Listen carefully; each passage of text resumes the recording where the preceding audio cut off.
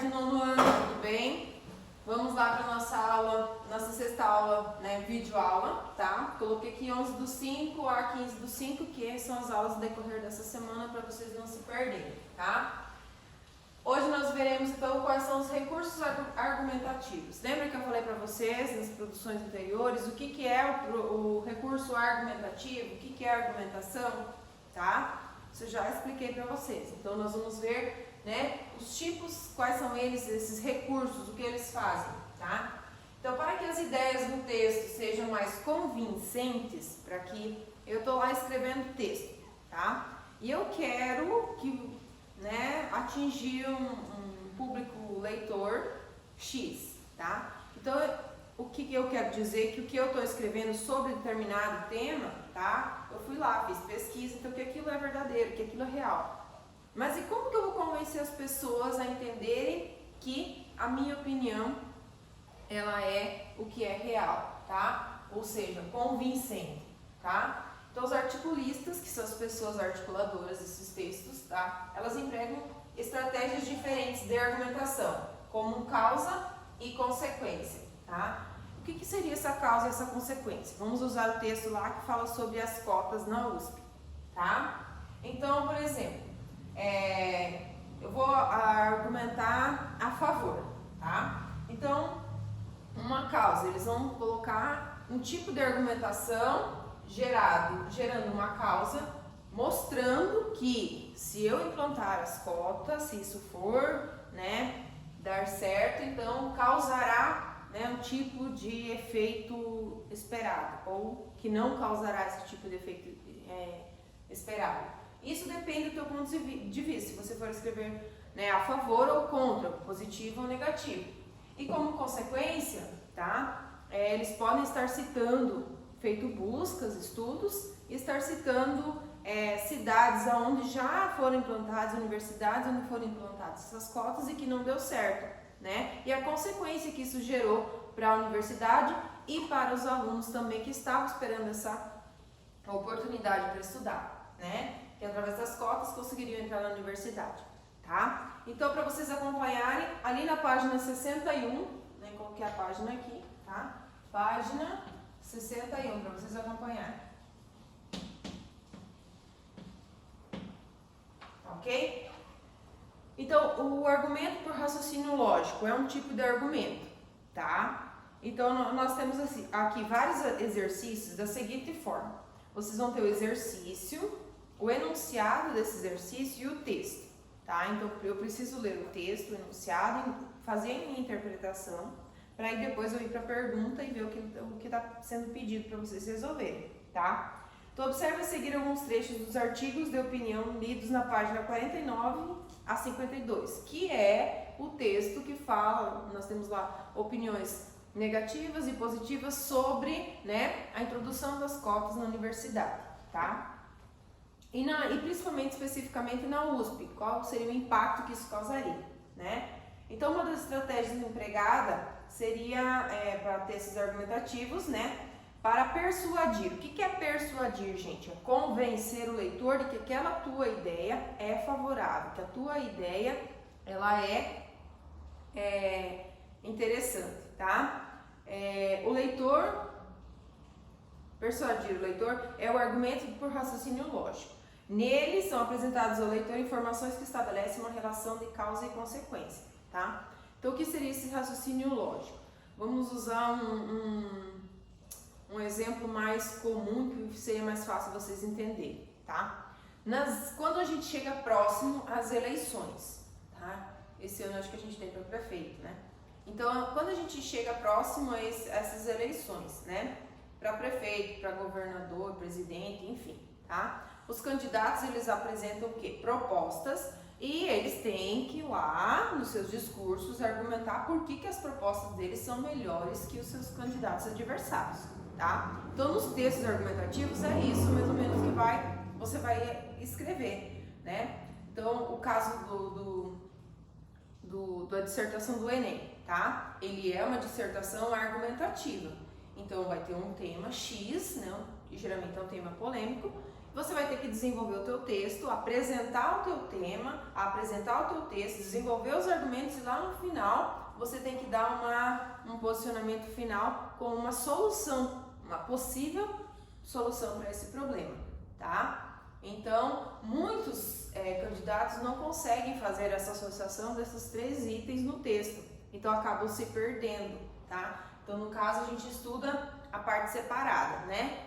A introdução do texto a gente já viu, agora nós estamos vendo a parte da argumentação, tá? E posteriormente a gente verá então a parte, né, da proposta final do meu texto, né? Você vai fazer uma intervenção para que aquele problema, não que ele seja sanado, que ele, né, vai se adotar a tua ideia que aquilo vai deixar de existir, não é isso. Mas que adotando a tua ideia, possibilidades de melhoria sobre aquele determinado tema, né, a gente poderá conseguir, tá? Então aí vocês podem resolver os exercícios, tá? Eu vou ler as questões aqui. Tem o texto A, o fragmento A, o B e o C, tá? Então no trecho A, qual é a causa da USP, né, em ganhar um novo perfil social, étnico e cultural? Então o que isso quer dizer, tá? O fato deles decidirem, foi decidido, a gente vai implantar, né, essas cotas e garantir a inclusão dos jovens, pretos, pardos ou indígenas, tá? No trecho B, qual é a consequência do aumento da inclusão social? Aí o que ia acontecer? Para a universidade, com a inclusão social, são pessoas que têm uma renda menor, então a universidade vai ter que expor gastos maiores, tá? Para poder chegar até o final da formação desses alunos. E no trecho C, pede para você identificar a relação em causa e consequência apresentada pelo articulista e depois explicar qual é a causa, né, e qual é a consequência desse impacto, tá? E explicar cada um deles e o porquê, tá? Aí nós temos lá, na página 62, a argumentação por comparação. É aquilo que eu falo. Por exemplo, vamos estar usando esse mesmo tema, né? A USP implantou, tá? Como que ela vai argumentar que isso vai dar certo? Para que as pessoas invistam e acreditem nesse projeto, tá? Claro que ela vai utilizar, vai fazer uma pesquisa, vai produzir textos, comparando, né? Por exemplo, como diz ali, enquanto no Brasil há projetos, porque é só um projeto, não foi lançado ainda, não foi implantado. Mas lá na Finlândia isso já foi implantado e funcionou dessa forma, tá? Então é o quê? Uma comparação entre países, isso eu faço aqui através de texto. Como é que eu vou saber que na Finlândia, né, isso deu certo? Claro que eu vou ter que fazer uma busca, uma pesquisa. Lembra então que eu falei sempre para vocês a importância de vocês se manterem informados, tá? Se hoje eu pedir para vocês lançar aí uma proposta para vocês escreverem uma dissertação sobre a pandemia que estamos vivendo, tá? Nossa, é um assunto que é atual, mas eu acredito que tem bastante gente que não terá conteúdo, porque é muita informação que a gente tem e ao mesmo tempo ficam informações vagas, né? Não segue uma linha específica, tá? Então, é por isso que é interessante buscar sites de confiança que tragam informações reais, verdadeiras e manter sempre essa informação atualizada, tá? Que é isso que acontece muitas vezes no dia lá que os alunos vão fazer a redação do Enem. O assunto surge, o aluno fica perdido porque, eu nunca nem ouvi falar sobre isso, né? Inclusão para alunos com problema de audição e visão, né? Na escola. E agora, se eu não tenho conteúdo, como que eu vou escrever, como que eu vou argumentar se isso é favorável ou não para a sociedade, tá? Então aí, por comparação, é quando você compara, né, dados, aí você pode comparar a questão econômica, né, o que pode fazer bem ou mal, né, para a instituição, enfim, tá? Isso depende do que você vai fazer a tua pesquisa, tá? Aí aí vocês têm o exercício 2, letra A, B, C e D, tá? Fazer a leitura e interpretação do fragmento aqui para responder, tá? E aí, na página 63 tem a sequência do exercício 3, que vem com logo o trecho abaixo, tá? Lembra que eu falei para vocês, gente, quando eu tenho o post-its com 3 pontinhos dentro, no início do texto, e quando eu tenho no final do texto, o que isso está indicando? Se eu tenho no início, quer dizer que anterior a isso, eu tenho mais partes do texto, tá? Se eu tiver só no final, indica que o texto continua, que é só um trecho, né? Ele não terminou, tá? Então, se eu tenho no início e no final, quer dizer que no meio do texto eu retirei um trecho, tá? Que é o caso desse daí, da número 3. Aí vocês têm exercício A, B e C para resolver, tá? De acordo com o texto, tá? Quando a comparação se baseia em algo comum entre 2 elementos, ocorre uma comparação por semelhança, né? Por que semelhança? Porque ela é comum entre os dois, tá? Logo na sequência, as próximas aulas, a gente vai produzir um artigo de opinião, então é interessante que vocês pesquisem, tá? Tipos de argumento, leiam propriamente os textos, procurem lá, digita assim lá no Google, textos de redação do Enem com nota 1000, tá? Ele já abre várias páginas lá com muitos textos comentados, né?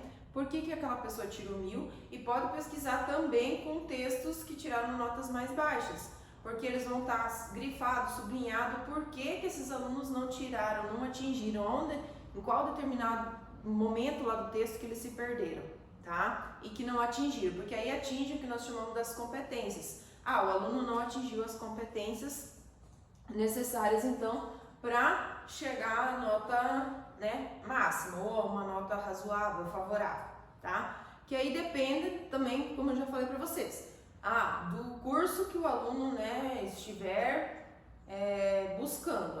Se quiser fazer medicina, então se prepara para tirar 1000 na redação, porque muitas vezes, além de tirar 1000, ainda a concorrência é grande, tá? Então tem essa questão dessas cotas aí do texto, dependendo do curso que é buscar, tá?